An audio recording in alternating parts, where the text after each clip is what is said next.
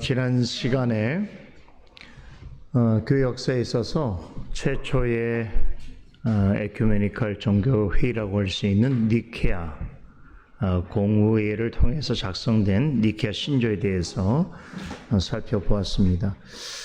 니케아 신조는 콘스탄티누스 1세 황제에 의해서 서아시아에 있는 이 니케아라고 하는 도시, 작은 도시에서 당시에 한 300여 명의 감독 혹은 주교라고 불리는 교회 대표자들이 모여서 이제 로마 제국의 정신적 토대가 된 기독교 신앙의 일체성을 확보하고 당시에 로마 제국 안에 있었던 기독교 여러 분파들, 특별히 아리우스주의가 주장했던 그리스도에 관한 그리스도의 신성에 대해서 부인하는 이제 그런 주장들이 로마 제국 안에 퍼지게 되면서 이것은 기독교 신앙에 있어서 아주 심각한 저해적 요소가 된다고 판단을 했었고, 그래서 로마 제국을 기독교 신앙으로 통일하기 위해서 전제적인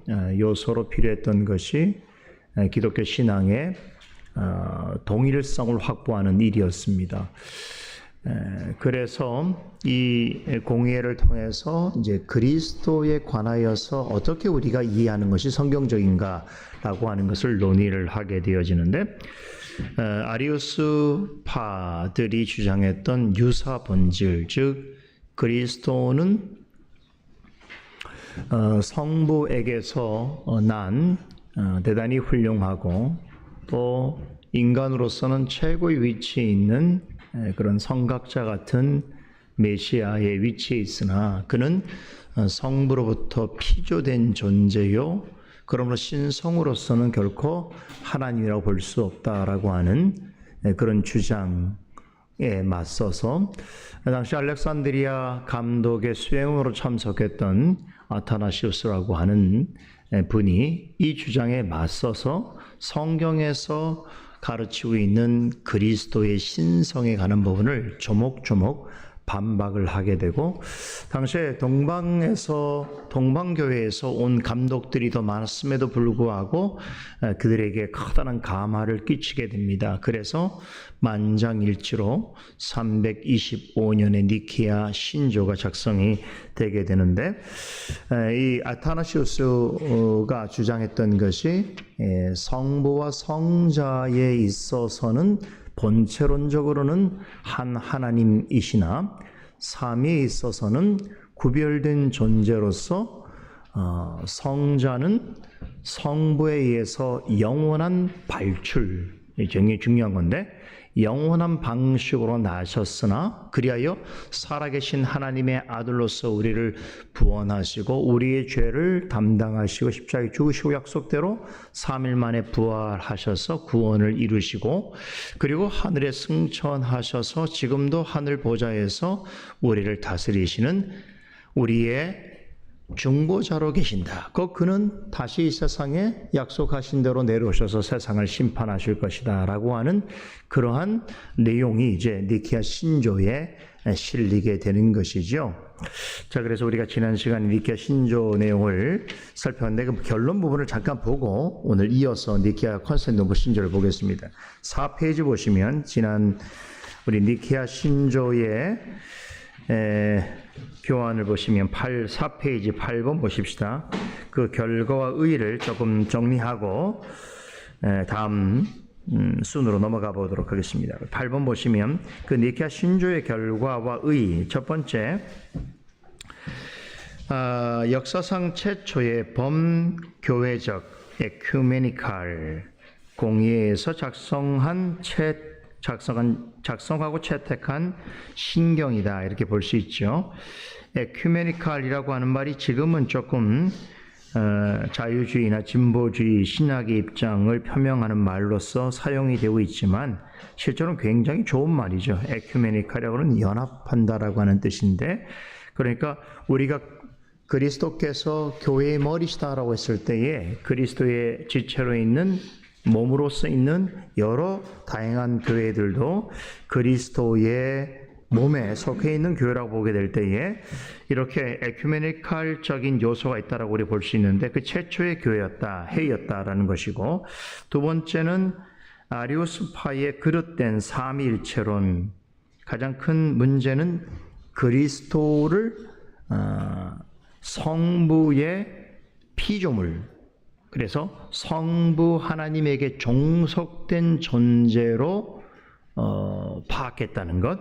그래서 그리스도는 우리의 주님이 아니시고 우리가 따라야 할 신령한 모범자로서 그 위치에 두었다는 것.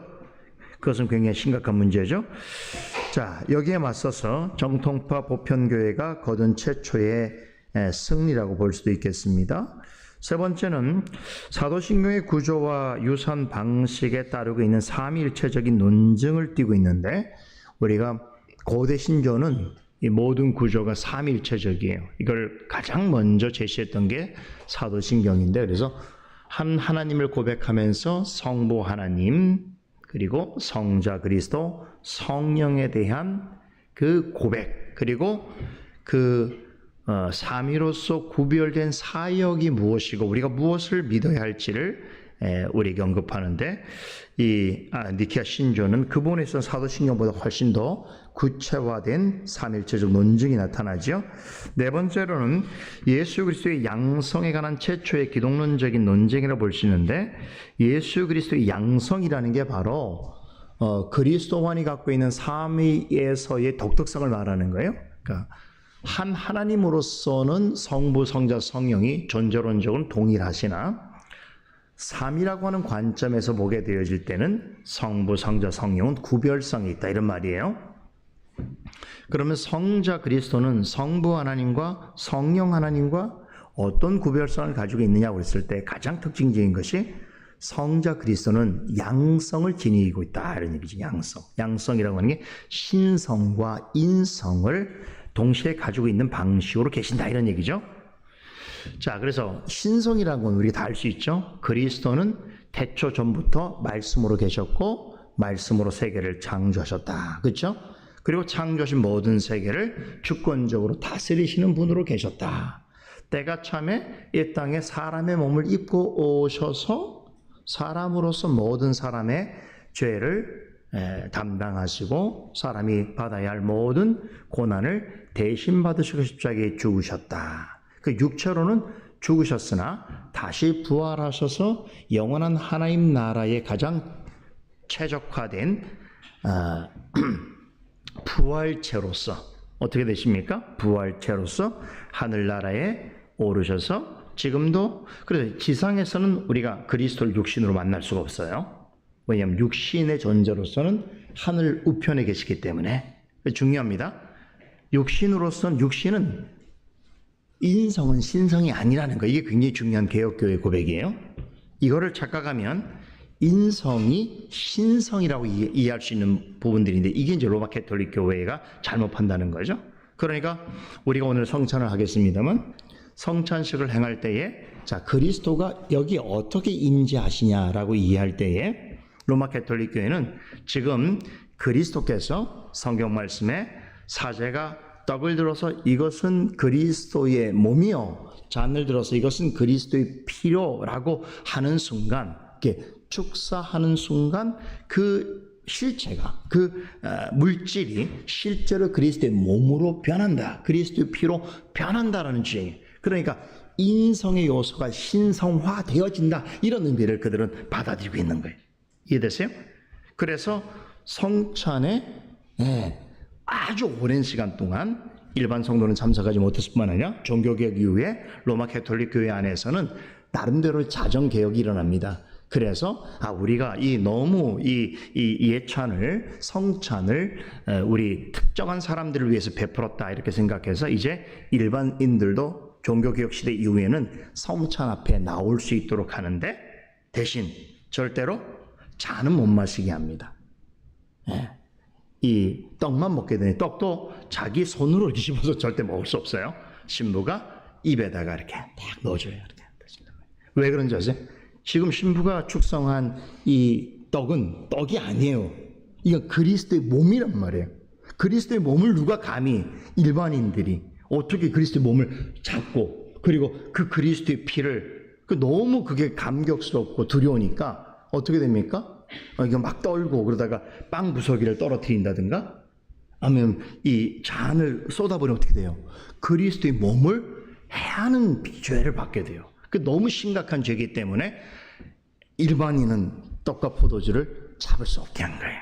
오직 사제만 그걸 잡고 줍니다. 아시겠어요? 이게 뭐냐면 그리스도의 양성에 대한 이해 때문에 그런 거예요. 그래요? 그리고 이게 조금 더 심각하면 어떤 상황이 되냐면 그리스도의 보세요. 인성으로 하늘에 계신다고 그랬는데 하늘에 계신 그 인성이 신성화되면 어느 곳에든지 임재할 수 있다고 보는 거죠. 쉽게 말하면 그리스도가 몸으로는 하늘에 계셔도 어느 곳이나 그리스도가 또 신비적으로 그 몸이 다양하게 나타날 수 있다. 그래서 여기도 그리스도가 계실 수 있고 저기도 계실 수가 있고 심지어 여기도 계실 수 있다. 뭘로? 몸으로써. 이렇게 말하면 신비주의가 되는 거예요. 그래서 이제 로마 가톨릭을 비롯해서 그리스도의 인성을 신성적으로 이해하는 교회들은 항상 뭘 추구합니까? 신비와 기적을 추구해요. 그 중에 가장 높은 신비와 기적이 뭐냐면 그리스도를 실제로 봤다는 거예요. 눈으로 봤다는 거. 예, 아셔요? 그래서 뭐 구름을 봐도 그리스도의 형상이 나타나고 집에서 어디 무슨 모습을 봤는데 그리스도의 모습이 나타나고 이러잖아요. 이런 것은 그리스도의 우리 같은 인성으로 보지 아니하고 신성으로 동일시된 인성으로 보기 때문에 문제가 생기는 거예요. 바로 이런 것들이 종교개혁 시대 때 굉장히 큰 논쟁이 되어서 개혁자들은 나눕니다. 그래서 신성과 인성은 명확하게 구별된 방식으로 있다. 그러니까 인성이 그리스도께서 인성을 입고 하늘에 올라가셨죠? 그래서 제자들이 다 봤잖아요. 그러면 그 인성은 하늘에 계신 것으로 봐야 되는 거예요. 그러니까 인성이 하늘에 계시다는 의미는 다시 말하면 이 땅에는 그리스도의 인성을 볼 수 없다는 걸 말하는 거예요. 그러면 그리스도가 이 땅에 계시지 않는가라는 물음이 생기잖아요. 그럴 때 그리스도께서 보내신 성령으로 말미암아 이해돼요? 그리스도의 영이신 성령께서 그리스도의 다스림을 대리 통치하시는 방식으로 이 지상에 있는 교회와 성도들을 다스리신다. 근데 그 성령은 누구부터 나신 거예요? 그리스도로부터 나셨고 그리고 동일하게 이걸 필레오케라고 하는 교리예요. 그리스도로부터 나셨다. 굉장히 중요한 거예요. 그죠? 그리고 더 나아가서는 성부 하나님으로부터 나셨다. 이렇게 우리 고백해요. 개혁교회는. 그래서 성령은 성부 하나님의 영이시고 동시에 성자 그리스도의 영이셔서 하나님의 뜻을 가장 적확하게 아시는 분으로서 이 지상에 만왕의 왕이신 그리스도의 뜻을 구현해 가신다. 이렇게 봐야 되는 거죠. 그래서 우리에게 지금 오늘도 성찬합니다만 그리스도와 우리와 함께 하신다는 것은 물질적으로 육체적으로 함께 하신다는 것이 아니고 어떻게 하시는 거예요? 지금도 하늘 보좌에서 모든 세계를 다스리시는 그리스도께서 그의 영으로서 그의 영이신 성령께서 말씀을 통하여 이럴 때 말씀이라는 게 성찬의 아주 중요한 방편이 되는 거죠. 그리고 이 방편 우리가 주시는 성례에 이게 그리스도의 몸과 피를 기념하는 것이고 상징하는 것이라는 거 우리 뭘로 믿느냐? 이성이 아니에요. 오직 믿음으로 믿게 되는 방식으로 우리가 그것을 먹고 마실 때 믿음을 먹고 마실 때에 성령께서 그리스도께서 십자가에 이루신 구속의 은총과 은택들을 믿음으로 그 떡과 포도주를 받음으로 오직 주님만이 나의 생명의 창조주요 구원자요 심판주요 중보자라는 사실을 믿고 그분을 나의 주로 고백하는 사람에게 어떻게 하신다는 거예요? 십자가에 이루신 그 무한하신 은택과 축복들을 우리에게 믿음을 통하여 주시는 방식이죠. 그래서 믿음이라고 하는 것은 성찬에 있어서는 되게 중요한 은혜의 수단이 되는 거예요. 이해되세요? 굉장히 중요한 이야기들이 이런데. 자, 다섯 번째 보겠습니다. 아리오스파를 향한 저주문이 첨가됐습니다. 원래 아리오스파의 저주문이 이 니케아 회의의 니케아 신조의 맨 마지막 부분에 언급이 원래는 되어 있습니다. 어떤 내용이냐면 이런 내용이에요. 우리가 맨 끝에 보면 성령을 믿노라 아멘하고 끝나는데 거기에 뒤에 나옵니다. 성자께서 안 계신 때가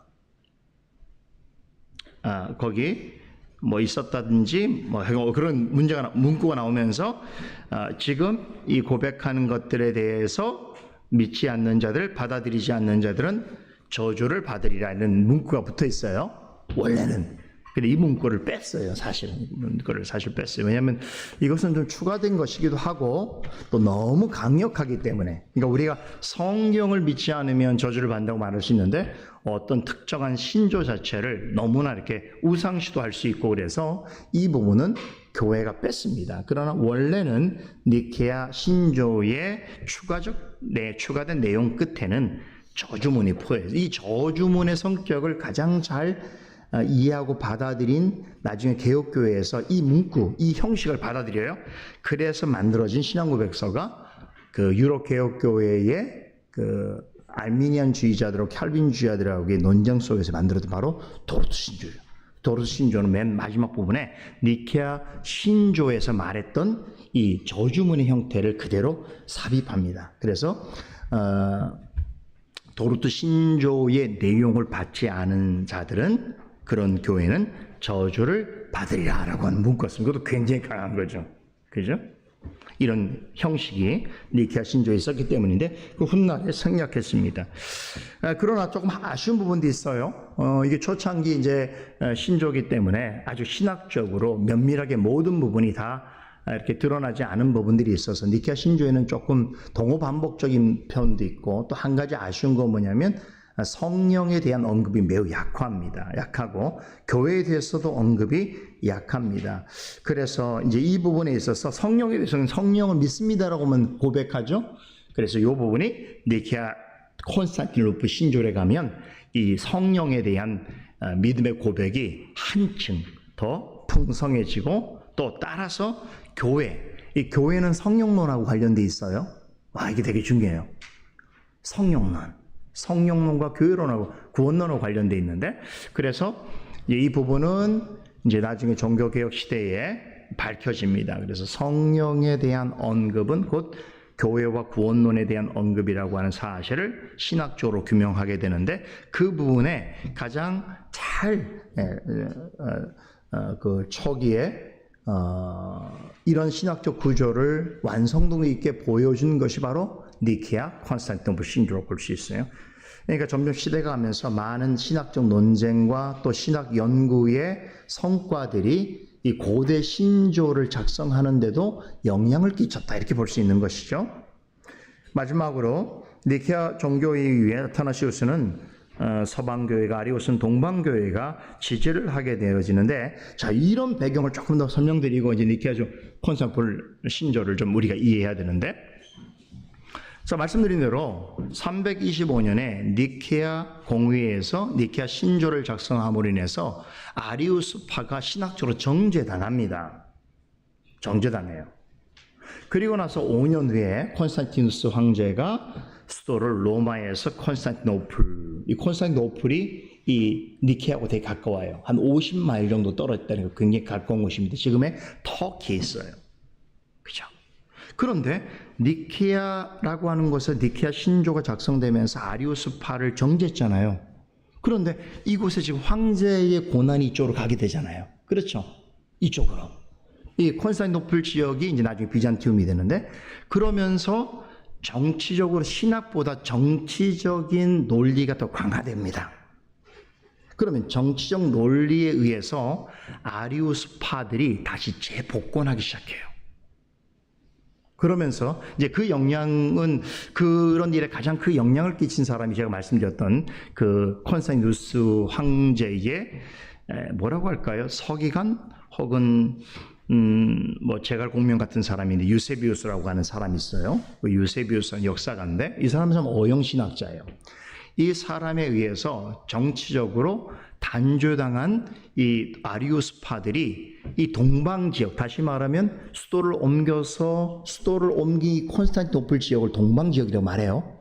그리고 이쪽에 남아있는 로마를 중심하는 지역을 서방교회라고 말하는데, 그래서 320년 이후에 니케아 종교회의의 결정이 있었음에도 불구하고 신학의 양분화가 이루어집니다. 정치적으로 나뉘어지게 되면서 동방 쪽에는 황제 고난이 더 강해지면서 황제를 그 고난을 강화시키기 위한 방법으로 아리우스파의 입장을 선호하게 됩니다.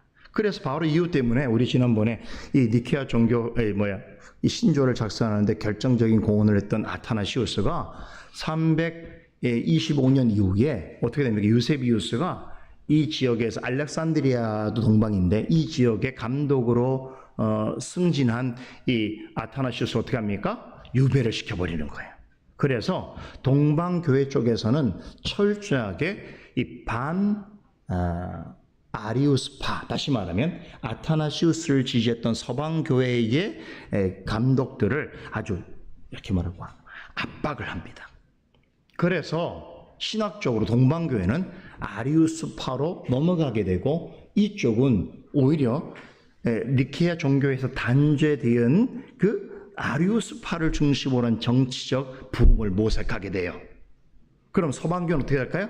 그럼 서방교회는 황제권이 떠나고 교회권이 강화되었기 때문에 서방교회는 니케아 종교회의를 그 내용을 받습니다. 그래서 이 서방교회를 중심으로 한, 로마교회를 중심으로 한 교회가 나중에 로마 캐톨릭이 되는데, 그 로마 캐톨릭이 그래서 니케아 종교의 신조로 공식 신조로 받게 되는 거예요. 그리고 이제 우리가 배우게 될 니케아 콘스탄티노플 신조도 공식 신조로 받게 돼요. 그러니까 이것은 로마 교회가 받았기 때문에 우리가 받는 방식이 아니고, 말씀드리는 역사 속에서 이 아리우스파와 반대되어지는 이 최초의 에큐메니컬 종교회의에서 받아들인 이 정통 신앙 고백, 이 신앙 고백을 로마 캐톨릭은 동방교회와 차별되는 관점에서 우리가 더 선제적으로 앞서 있는 교회다라고 하는 관점에서, 그래서 니케아 종교회의의 그 신조를 받아들이는 방식을 취하게 되죠. 그러니까 비록 로마 캐톨릭 교회가 나중 계속 시간이 지나면서 신학적으로, 교리적으로 매우 부패하고 오염되고 문제가 많지만, 고대로 돌아가게 되면 고대 시대에 있어서는 정통 교회가 표명했던 신조들, 고대 신조를 잘 보감하고 있다는 방식이 있단 말이죠. 이것이 이제 종교개혁 시대에 가게 되면 로마 캐톨릭을 이해하는 방식에 있어서 로마 캐톨릭 교회가 외형적으로 또 신학적으로 많은 문제가 있지만, 그러나 그들이 고백하는 그 하나님에 대해서만큼은 존중하는 태도를 취하죠. 이해되세요? 왜냐하면 거긴 삼위일체론이 그대로 보존되어 있기 때문에.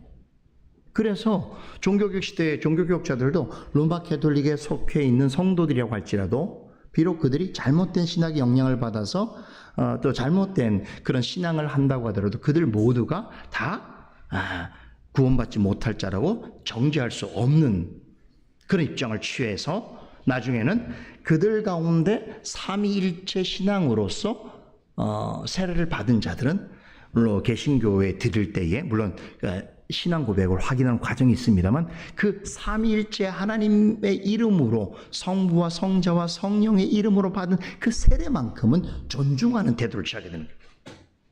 이해됐어요? 참 재밌는 내용이에요. 그죠?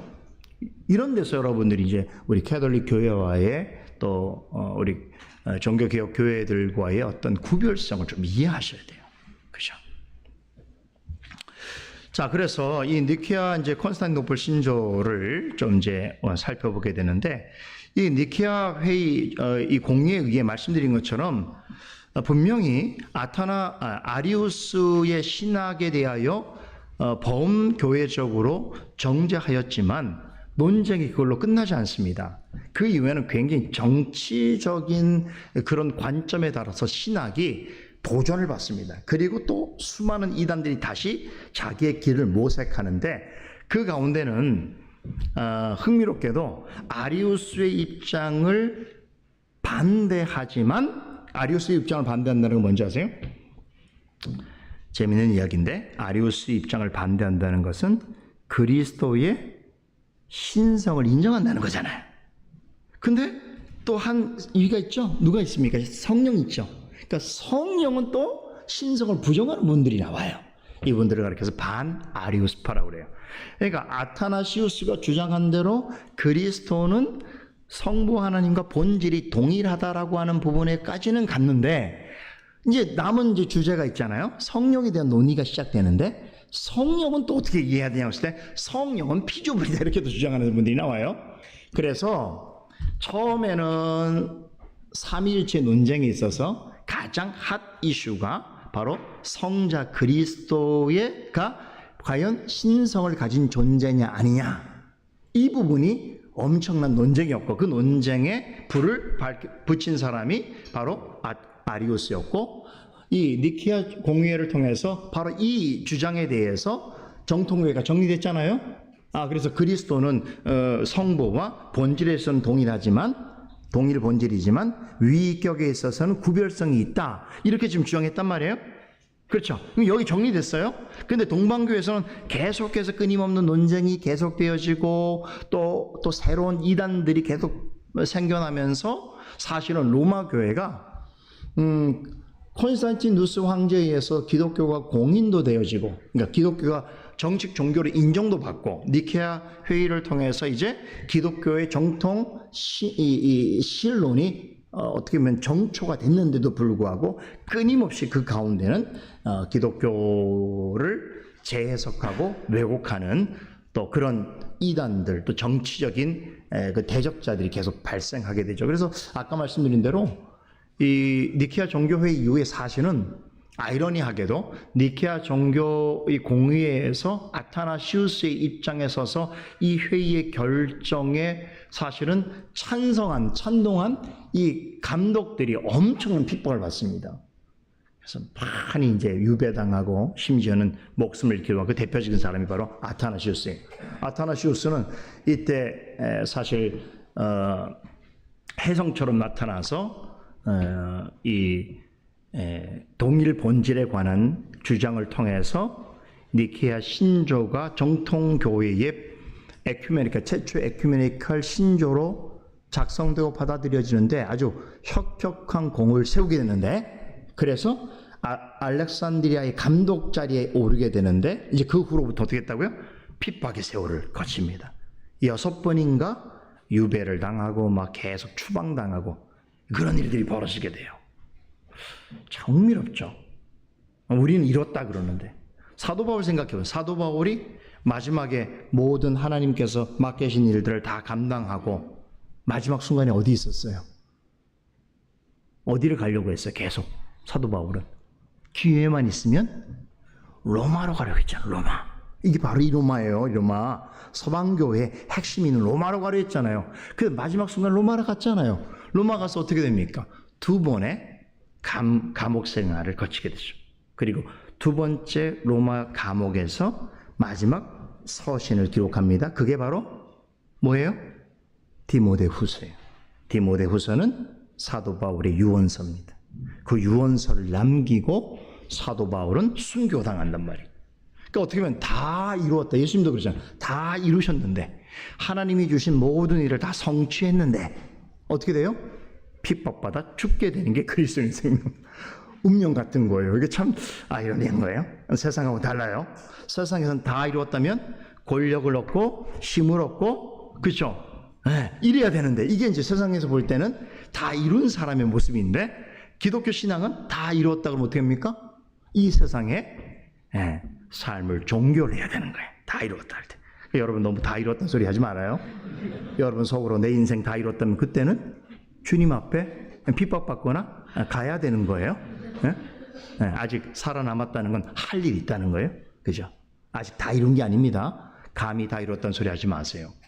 그 여튼 간에 그 흥미롭게도 말씀드린 대로 이 니케아 종교 회의 때 이 정통 신앙 고백의 작성에 참여했던 그런 주도했던 분들은 전부 핍박을 받거나 아주 큰 어려움에 처하게 되죠. 자, 그러다가 이제 콘스탄티누스 황제 후에 자, 325년이었다고 그랬죠? 325년인데 그로부터 몇 년이 지납니까? 381년이라면 꽤 한참 시간이 지났죠? 시간이 50년, 거의 60년 정도 지났나요? 60년 채 안 되겠네요. 이렇게 50년 넘게 시간이 지나면서 로마는 전체적인 색깔로는 기독교 국가이긴 했어요. 그러나 아직 기독교가 정식으로 국교는 아니었어요.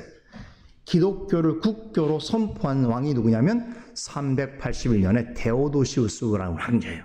그 전에 어떤 일이 있었냐면, 이 얘기하면 너무 많아요.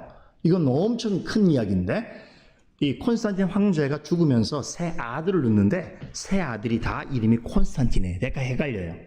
근데 콘스탄틴인 세 아들이 서로 싸움박질합니다. 영토가 워낙 크니까. 그래서 다 자기 지역을 나눕니다. 그리고 나중에 두 아들만 남게 돼요. 이 두 아들이 남아서 서방의 콘스탄틴과 동방의 콘스탄틴으로 나뉘어집니다. 그래서 말씀드린 것처럼 그래서 이때부터 이제 동방교회, 서방교회라고 하는 이름으로 교회사가 나뉘어지게 돼요. 콘스탄틴 누스 황제의 아들들에 의해서 동방의 콘스탄틴 황제는 동방 지역을 다스리고 서방의 콘스탄틴은 서방 지역을 다스려 두 황제가 있게 되어지는 현상이 나타나죠. 자, 이럴 때에 그 로마 안에는 정말 엄청난, 아직은 우리가 지금 알고 있는 이 신약 성경 있잖아요. 신약 성경 27권이 아직 교회 안에서 27권이 정격으로 완성되지 않았던 때였단 말이에요. 그러니까 끊임없이 그리스도가 누구냐, 또 성령이 누구냐라고 하는 그런 의문과 그런 문제들이 끊임없이 교회 안에서 이루어질 거 아닙니까? 논쟁화될 거 아닙니까? 이런 논쟁에 대해서 하나의 정책 차원에서 이제 공의회가 있게 되어지는데 381년에 데오도시우스라고 하는 황제가 이제 최초로 이 기독교를 로마 국교로 인정하면서 이제 로마에는 기독교만 있다는 거예요. 그러면서 이 기독교를 로마의 공식 국교로 확정하는 과정에서 필요했던 게 뭐냐면 이렇게 로마 안에 정치적으로 또 신학적으로 분열되어 있는 이런 것들을 함께 모아서 다시 로마를 굳건하게 세울 필요성을 느꼈던 거예요. 데오도시우스 황제는 바로 콘스탄티누스 1세 황제가 가졌던 그 꿈을 다시 꾸게 됩니다. 그래서 소집한 회의가 바로 이 니케아에 있었던 회의예요. 두 번째인데 이 회의에서 만들어진 게 니케아 콘스탄티노플 신조입니다. 왜 콘스탄티노플이라고 말이 여기 생겼냐면 아까 말씀드린 니케아 회의는 콘스탄티노플이라고 하는 지역에서 되게 가까운 지역이었는데 이 시간이 지났을 때는 오히려 이 지역은 콘스탄티노플이라고 하는 이름으로 불렸어요. 뭐라고 할까? 이 니케아 지역이 콘스탄티노플 지역에 병합됩니다. 그런데 왜 니케아라는 말이 계속 살아있을까요? 니케아 회의 때, 공의회 때 그 결론을 재확인하면서 부족한 부분들을 더 채워 넣는 방식으로 더 견고한 신조를 만들었기 때문에 그래요. 그래서 니케아 콘스탄티노플 신조가 탄생합니다. 오늘 여기까지 얘기 말씀드려야 되겠네요. 다음 시간에 이제 이 니케아 콘스탄티노플 신조의 특징들을 좀 우리가 함께 나눠보도록 하겠습니다. 기도하겠습니다. 하나님 감사합니다. 오늘도 우리에게 주신 이 거룩한 날 우리가 마땅히 알고 또 고백해야 되는 신조에 대해서 알아가고 있습니다. 하나님, 이런 일들을 통하여 우리의 하나님을 향한 바른 지식과 고백이 쌓이고 그것이 공교회를 통해서 잘 고백될 수 있도록 또 보존 계승될 수 있도록 도와주시옵소서. 감사드리며 예수님 이름으로 기도드리옵나이다. 아멘.